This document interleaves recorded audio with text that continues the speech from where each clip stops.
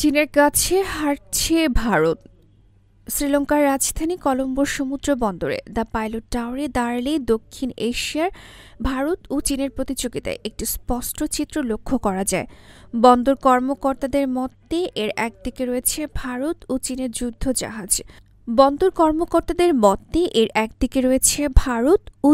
যুদ্ধজাহাজ নোঙর করার জায়গা, অন্যদিকে চীন বেল্ট অ্যান্ড রোড প্রকল্পের আওতায় নির্মিত কন্টেইনার টার্মিনাল, আর পাশেই ভারতীয় আদানি গ্রুপে নির্মাণাধীন আরেকটি টার্মিনাল, যা ২০২৩ সালে যুক্তরাষ্ট্রের পক্ষ থেকে $৫৫০ মিলিয়ন অনুদান পেয়েছিল।